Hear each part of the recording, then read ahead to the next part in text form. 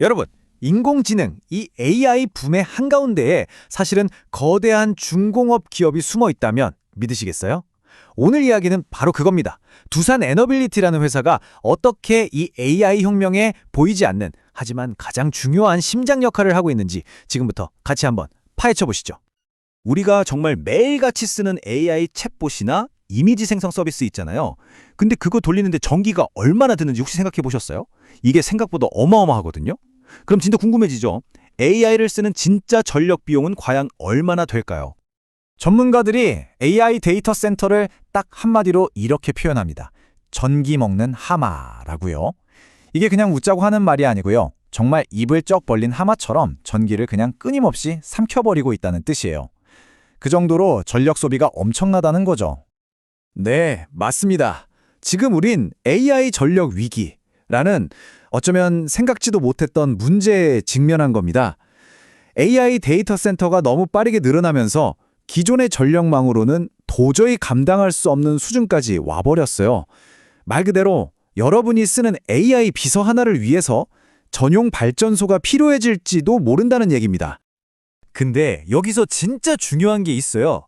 AI 데이터 센터는요, 그냥 전기가 필요한 게 아니에요.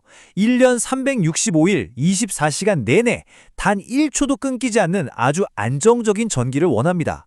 이걸 전문 용어로 기저부하 전력이라고 하는데요. 문제는 해가 뜨고 바람이 불 때만 발전하는 태양광이나 풍력 같은 신재생에너지로는 이런 꾸준한 전력을 공급하기가 너무 어렵다는 거죠. 자, 그럼 이 엄청난 전력 수요를 어떻게 감당할까요? 여기서 빅테크 기업들이 꺼내든 카드가 있습니다. 바로 새로운 세대의 원자력, 이른바 뉴클리어 르네상스 시대가 열리고 있다는 겁니다. 이들이 어떻게 스스로의 에너지 문제를 풀고 있는지 한번 보시죠. 옛날 원자력이랑 지금 얘기하는 원자력은 아예 다른 거라고 보셔야 돼요.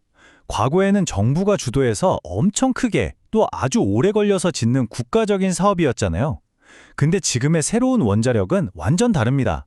아마존 같은 빅테크 기업들이 민간 투자를 이끌고요.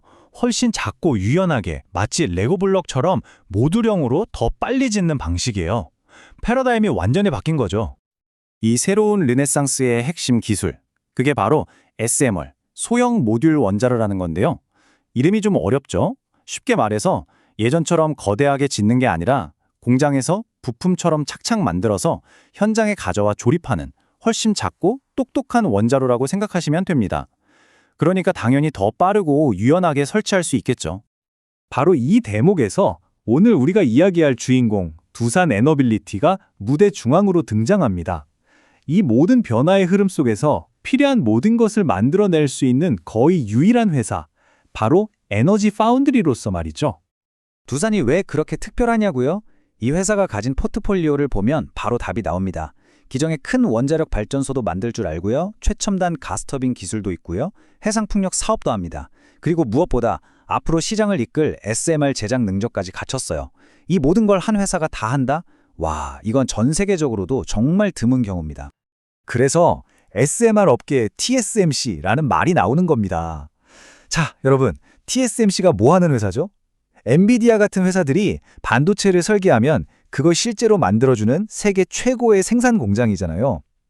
바로 그 역할을 엑스에너지 같은 회사가 SMR을 설계하면 두산 에너빌리티가 그걸 만들어서 공급하는 글로벌 파운드리가 되겠다는 거예요.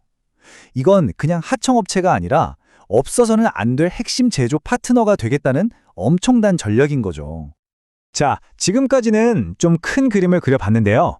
그래서 이게 진짜 돈이 되는 이야기냐 궁금하시죠? 말이 아니라 시장이 실제로 어떻게 반응하고 있는지 진짜 숫자를 통해서 한번 확인해 보겠습니다. 보세요. 작년 12월 3일 하루 동안 주가가 4.6%나 올랐어요. 이게 어느 정도냐면 그날 시장 평균보다 무려 4배나 높은 수치였거든요. 이건 그냥 우연이 아닙니다. 시장이 두산 다시 봐야겠는데? 하고 그 가치를 재평가하기 시작했다는 아주 강력한 신호인 거죠. 근데 진짜 놀라운 숫자는 따로 있습니다. 바로 16조 4천억 원. 이게 뭐냐면요. 두산이 앞으로 벌어들일 돈, 그러니까 이미 계약해서 확보해 놓은 수주 잔고입니다. 회사가 얼마나 자신감이 넘치면 연간 수주 목표치를 스스로 확 올려버리겠어요. 바로 이 숫자가 그 자신감의 근거입니다. 다른 나라 회사들이랑 비교해보면 두산의 강점이 더 선명하게 보여요. 예를 들어 미국 웨스팅하우스는 원천 기술이 강하고 프랑스 EDF는 유럽 시장을 꽉 잡고 있죠. 근데 이 회사들은 종종 건설이 늦어지거나 제조 역량에 한계가 있어요. 반면에 두산은 뭘 잘하냐? 바로 약속한 시간에 합리적인 가격으로 제대로 만들어내는 능력. 이 실행력과 원가 경쟁력에서만큼은 세계 최고 수준이라는 겁니다. 좋습니다. 그럼 앞으로는 어떨까요? 두산의 성장을 이끌어갈 엔진은 뭘지, 또 반대로 조심해야 할 부분은 없는지 미래의 기회와 리스크를 한번 짚어보겠습니다. 앞으로 기대해볼 만한 성장 동력은 크게 세 가지입니다. 첫째, 아마존의 데이터 센터에 전력을 공급할 그 SMR을 두산이 직접 만든다는 거. 둘째, 우리나라 최초로 고리 1억이 원전 해체 사업을 따내면서 이제 원전을 짓는 것부터 해체하는 것까지 전 과정을 책임지는 회사가 됐다는 점. 그리고 셋째, AI 기술로 발전소를 관리하는 디지털 기업으로까지 변신하고 있다는 겁니다. 물론 장밋빛 미래만 있는 건 아니죠. 당연히 리스크도 있습니다. 예를 들어 미국 대선 결과 같은 정치적인 불확실성이나 원자재 가격이 갑자기 오르는 문제, 또 자회사인 두산밥켓의 실적이 어떻게 될지도 계속 지켜봐야 할 변수들입니다. 자, 그럼 이 긴 이야기의 결론을 한번 내려볼까요? 이 모든 게 도대체 우리랑 무슨 상관이 있고 우리 다 여기서 뭘 알아야 할까요? 핵심은 이겁니다. 우리가 열광하는 이 AI 붐이요, 사실은 눈에 보이지 않는 엄청난 대가를 치르고 있다는 거예요. 그건 바로 아무리 채워도 채워지지 않는 막대한 양의 에너지 수요입니다. 그리고 바로 이 어마어마한 에너지 수요 때문에 이제는 기술 기업들이 직접 나서서 원자력의 부활을 이끌고 있다는 거. 특히 새롭고 더 작고 더 안전한 SMR을 중심으로 말이죠. 결국 아무리 좋은 아이디어가 있어도 누군가는 그걸 실제로 만들어내야 의미가 있잖아요.